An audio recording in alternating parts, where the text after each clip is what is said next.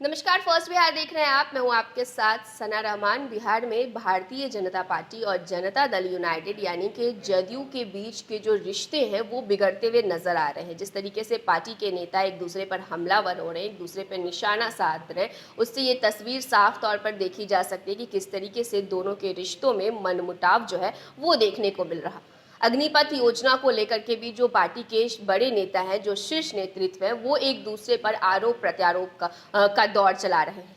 इसी कड़ी में आरएसएस प्रमुख की तरफ से जो मुख्य पत्र जारी किया गया है, उसमें भी मुख्यमंत्री नीतीश कुमार के सुशासन के दावों की तमाम पोल खुलती हुई नजर आ रही। क्योंकि जिस तरीके से बीते दिन बीजेपी को बिहार में टारगेट किया गया उपद्रवियों की तरफ से, प्रदर्शनकारियों की तरफ से, उसके बाद बीजेपी जो है वो नीतीश कुमार के प्रशासन पे, नीतीश कुमार के सुशासन पर सवाल अब साफ तौर पर सामने आकर के खड़ा कर रही। ऐसे में अगर भविष्य की बात करें तो वो दिन दूर नहीं है जब बिहार में बीजेपी और जनता दल यूनाइटेड यानी जदयू अलग होती हुई नजर आएगी। आपको बता दें कि आरएसएस के मुखपत्र में नीतीश कुमार के सुशासन की पोल खुलने वाले बड़े बड़े लेख छापे जा रहे हैं। देश के ताजा हालात में जिस तरह से दोनों पार्टियां उल्टी दिशा में चल रही, उससे ये अंदाजा लगाना मुश्किल नहीं कि दोनों के रिश्ते अंतिम पड़ाव पर हैं। दरअसल एक हफ्ते पहले राष्ट्रीय स्वयंसेवक संघ यानी आरएसएस के मुखपत्र कहे जाने वाले ऑर्गेनाइजर में नीतीश कुमार के सुशासन की धज्जियां उड़ाने वाले लेख छपा था। इस लेख में नीतीश कुमार सरकार की जमकर तीखे शब्दों में आलोचना की गई। उसे स्वास्थ्य, शिक्षा, कानून, रोजगार सृजन सहित तमाम मोर्चों पर नाकाम बताया गया है। लेख में पिछले 17 साल के शासन का जिक्र करते हुए लोगों की अपेक्षाओं को पूरा करने में नीतीश कुमार को पूरी तरह विफल बताया गया।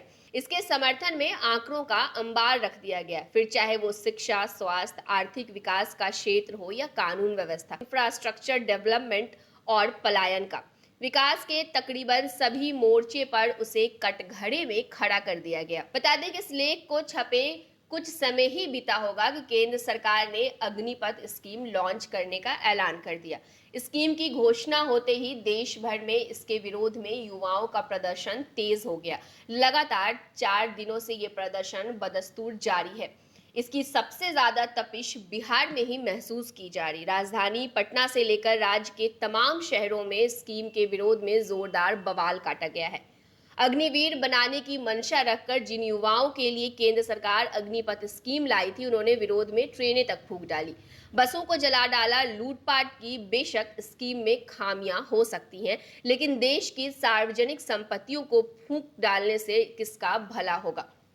वहीं इस स्कीम के विरोध के बीच बिहार बीजेपी और जेडीयू के शीर्ष नेताओं के बीच तलवारें खिंच गई हैं। वे एक दूसरे पर हमला करने में जुट गए हैं। बिहार में बीजेपी के कई नेताओं पर उपद्रवियों ने हमला बोला। इस पर राज्य बीजेपी अध्यक्ष संजय जायसवाल ने बिहार पुलिस पर भी सवाल उठाए। उन्होंने कहा कि जब पार्टी के नेताओं को उपद्रवियों ने निशाना बनाया तो पुलिस देखती रह गई। इसके लिए जायसवाल ने सीधे तौर पर नीतीश कुमार को घेरा है। बीजेपी के आरोपों पर जदयू के अध्यक्ष ललन सिंह ने भी पलटवार किया। इस पलटवार की भाषा ऐसी थी जिसे बोलने में प्रतिद्वंद्वी दल भी कतराते हैं। ललन सिंह ने जवाब में कहा कि संजय जायसवाल मानसिक संतुलन खो चुके हैं। भला प्रशासन संजय जायसवाल को क्यों टारगेट करेगा। अब दोनों पार्टियों के नेता जिस तरह एक दूसरे पर हमला करने में लगे हुए हैं, वो दिखाता है कि देर सवेर बीजेपी और जदयू का रिश्ता खत्म होने वाला। हाल में तकरीबन हर मुद्दे पर दोनों की असहमति और नेताओं की तीखी बयानबाजी से माहौल उसी दिशा में बन रहा। सिर्फ देखने वाली बात यह है कि इसका औपचारिक ऐलान कब होता है। तो जिस तरीके की तस्वीर लगातार सामने आ रही है, पिछले कई दिनों की अगर बात हम करें तो पिछले काफी दिनों से ये देखने को मिल रहा है कि जो बीजेपी और जदयू के नेता हैं, एक जैसी राय किसी एक मुद्दे पर नहीं रखते और अग्निपथ योजना के बहाने ही आप कह सकते हैं जो पार्टी के बड़े नेता है वो अब खुलकर सामने आने लगे हैं।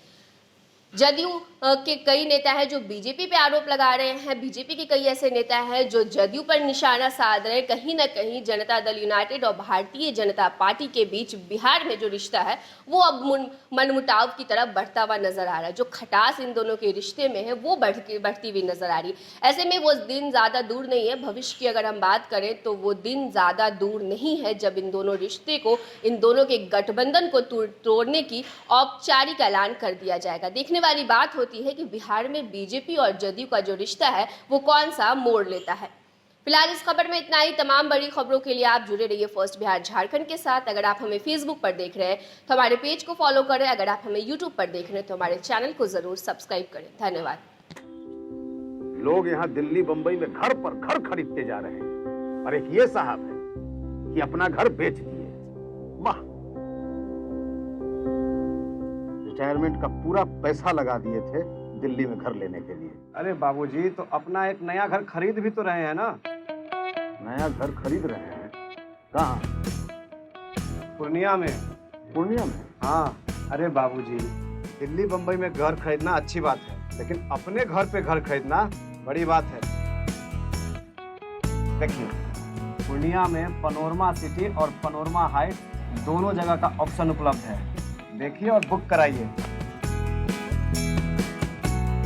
मतलब अपने शहर में अपना घर? जी बिल्कुल। अब कीजिए घर वापसी पूर्णिया के पैनोरमा सिटी और पैनोरमा हाइट में। पैनोरमा सिटी और पैनोरमा हाइट, आपके शहर में आपका अपना घर।